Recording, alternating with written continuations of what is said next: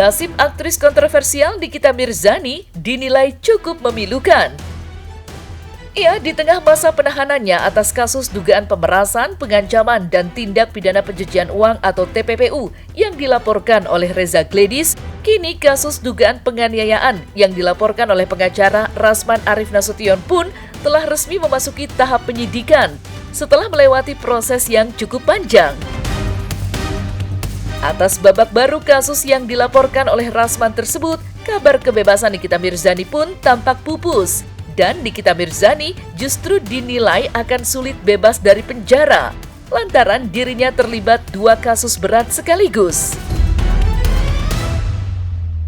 Dan untuk mengetahui faktor-faktor penyebab Nikita Mirzani diduga akan sulit bebas dari penjara, maka inilah 5 penyebab Nikita Mirzani sulit bebas dari penjara. Versi Cumi Top 5.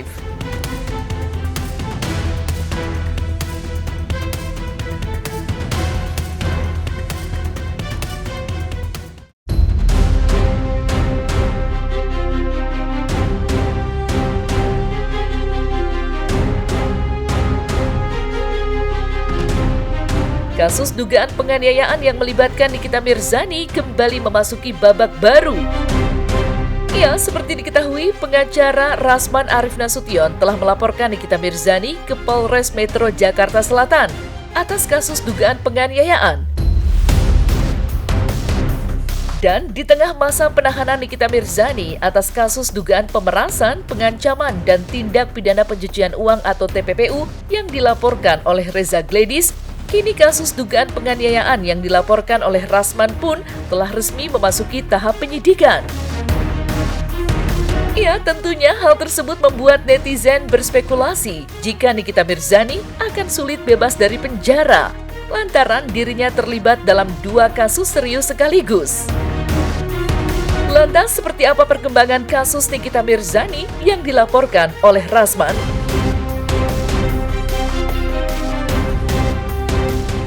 Tanggal 23 April kemarin,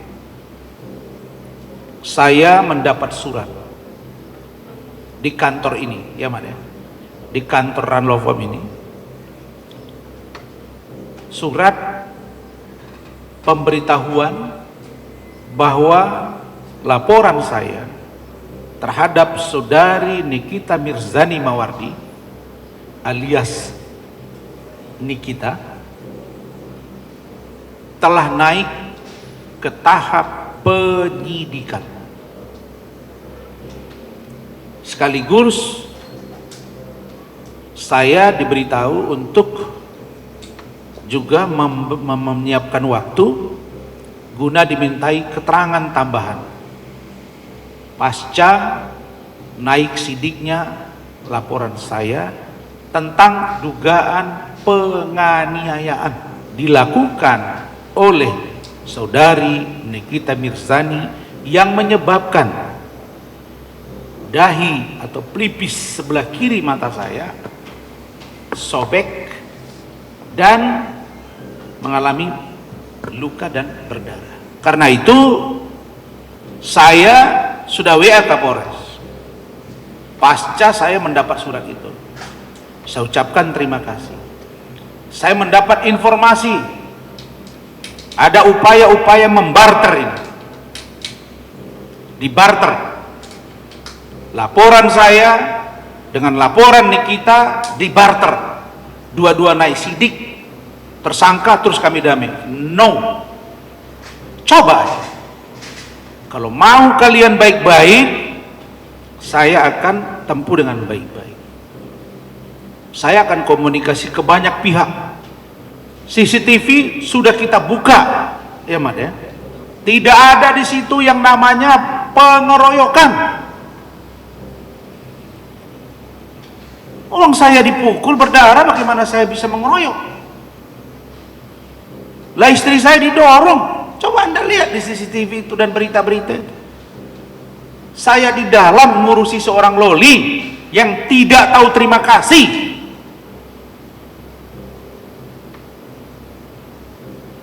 Yang tidak punya budi pekerti.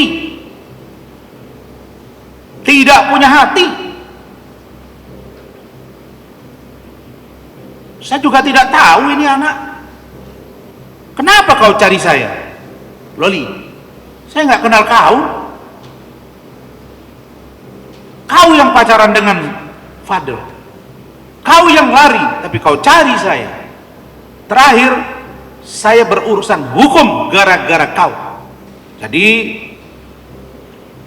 laporan saya berdasarkan fakta, bukan ilusi.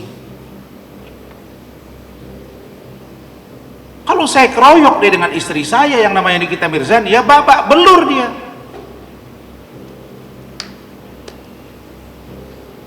Hotman aja saya tantang ya, kalian lihat. Jadi saya tidak mau ada kesan barter.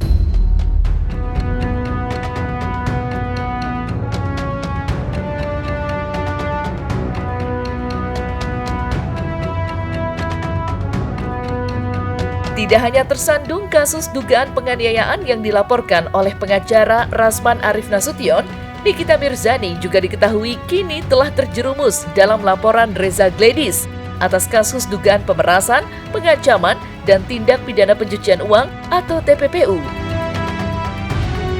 Iya, bahkan saat ini Nikita Mirzani telah mendekam di penjara atas laporan Reza Gladys tersebut. Di sisi lain, jika laporan atas dugaan penganiayaan yang dilaporkan oleh Rasman juga telah naik sidik dan terus diproses, serta Reza Gladys pun terus melanjutkan proses hukum pada Nikita Mirzani dengan memberikan fakta-fakta baru, Nikita Mirzani tampaknya akan semakin sulit bebas dari penjara, mengingat dirinya terlibat dalam 2 kasus sekaligus. Lantas, seperti apakah kelanjutan kasus yang diinginkan oleh pihak Reza Gladys terhadap Nikita Mirzani? Yang diinginkan gimana, Bang? Sebenarnya nggak ada masalah ya sama tersangka NM ya. Tapi pada prinsipnya klien kami sudah melaporkan ini, maka biarlah proses hukumnya berjalan ya, kawan-kawan. Jadi pada prinsipnya klien kami tidak ada memiliki dendam apapun terhadap semua yang dilaporkan terkait laporan klien kami tertanggal 3 Desember 2024 ya. Ya kami serahkan pada proses hukum. Ya kita serahkan aja, mudah-mudahan ya sebaik-baiknya aja. Sebenarnya jangan sampai lupa pada pokok permasalahan bahwa di sini adalah tindak pengancaman dan pemerasan mungkin ya Bang ya. Apa? Iya, tindak pidana dugaan tindak pidana, tidak pemerasan dan kemudian dengan persangkaan pasal 7B ya, ayat 2 seperti itu.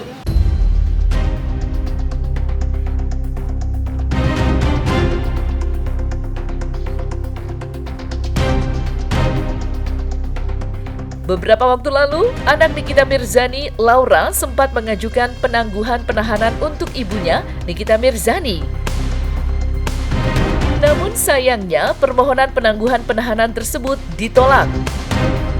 Iya, sejak permohonan penangguhan penahanan Nikita Mirzani ditolak, banyak yang berspekulasi jika Nikita Mirzani akan sulit bebas dari penjara, mengingat permohonan tersebut pun telah ditolak sejak awal. Lantas, seperti apakah pandangan praktisi hukum Firman Chandra terkait permohonan penangguhan penahanan yang diajukan Nikita Mirzani beberapa waktu lalu? Penangguhan penahanan itu adalah hak dari setiap tersangka dan atau terdakwa agar bisa ditahan di luar, apakah di rumah atau mungkin di dalam kota.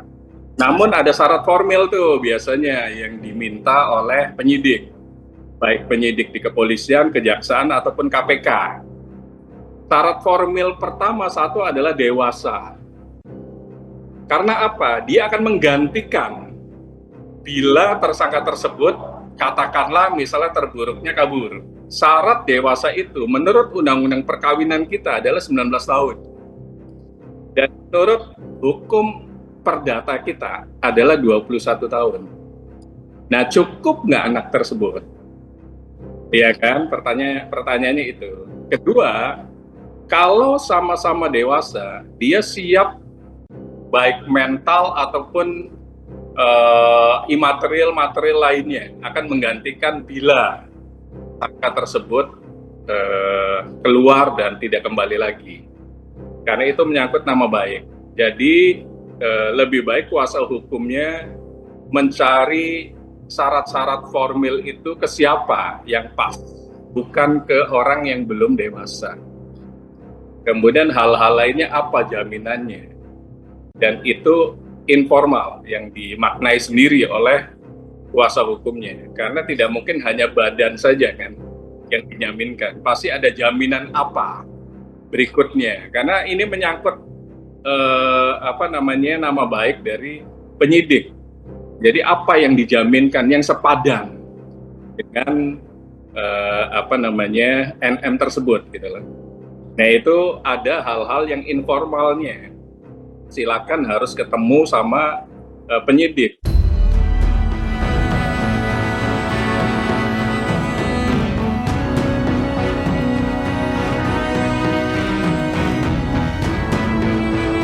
Ancaman hukuman Nikita Mirzani atas kasus dugaan pemerasan, pengancaman, dan tindak pidana pencucian uang atau TPPU yang dilaporkan Reza Gledis, serta atas kasus dugaan penganiayaan yang dilaporkan oleh Rasman Arif Nasution, diketahui masuk ke dalam kategori ancaman berat, lantaran ancaman pidana lebih dari 5 tahun.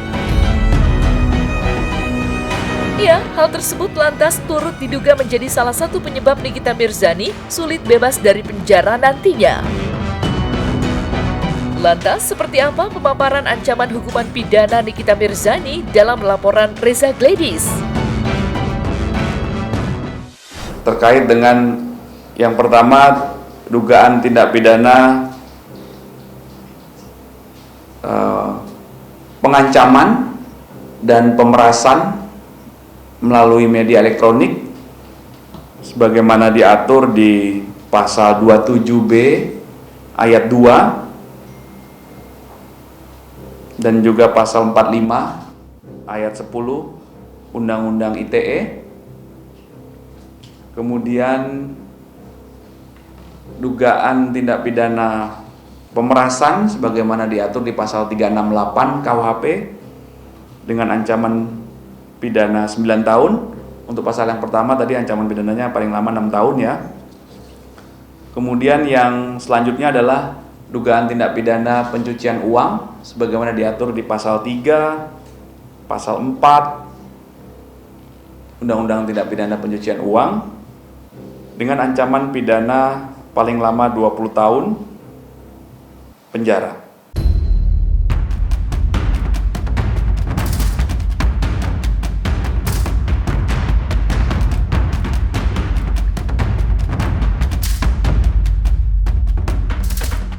Meski diduga akan sulit bebas dari penjara, Nikita Mirzani nyatanya tetap melakukan perlawanan demi terbebas dari penjara. Ya, salah satu perlawanannya yang dilakukan Nikita Mirzani adalah melaporkan akun TikTok yang menyebarkan rekaman percakapannya dengan Reza Gledis. Melalui kuasa hukumnya, Fahmi Bahmid, Nikita Mirzani yang masih berada di balik jeruji besi resmi melaporkan akun TikTok tersebut ke Polda Metro Jaya. Fahmi Bahmid menjelaskan bahwa laporan tersebut dibuat berdasarkan bukti rekaman yang dinilai melanggar privasi karena dilakukan tanpa persetujuan. Lebih lanjut, Fahmi Bahmid menegaskan tindakan merekam tanpa izin dapat dikenakan sanksi pidana sebagaimana diatur dalam Undang-Undang Informasi dan Transaksi Elektronik atau ITE. Lantas, akankah perlawanan Nikita Mirzani dapat meringankan dugaan tindak pidana yang dilakukannya?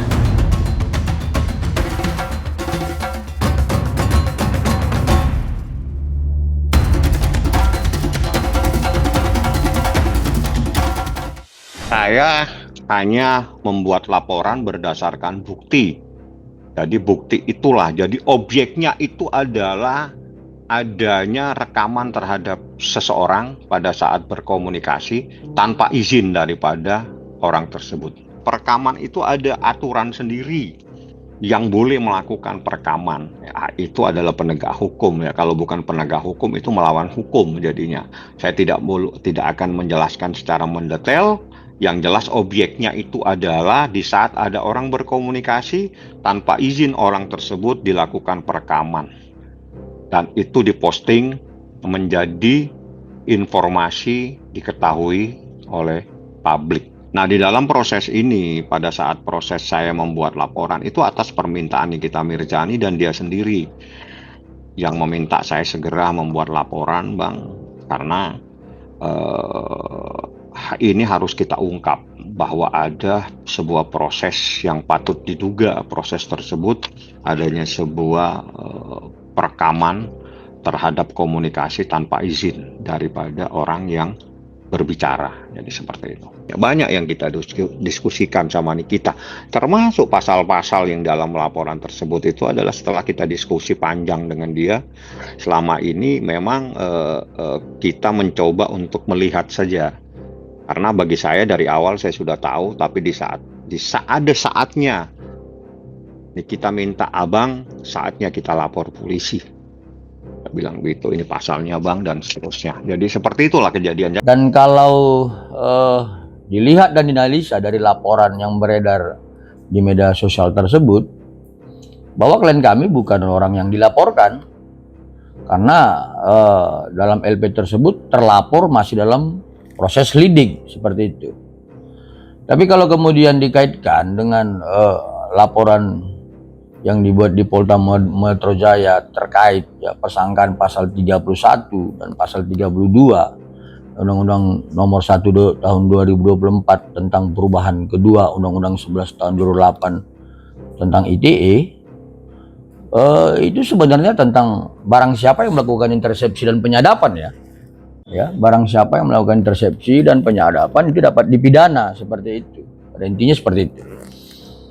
Tapi terhadap itu kami ya secara jelas tidak pernah ya, klien kami tidak pernah melakukan intersepsi ataupun penyadapan terhadap informasi atau dokumen elektronik milik orang lain gitu. Jadi kenapa kami harus khawatir gitu ya? Nah, klien kami tidak perlu khawatir terhadap itu.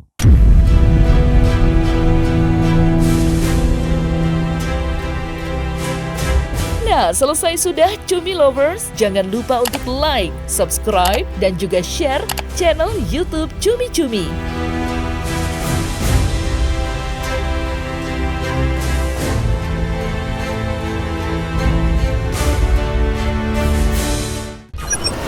One, two, three, four.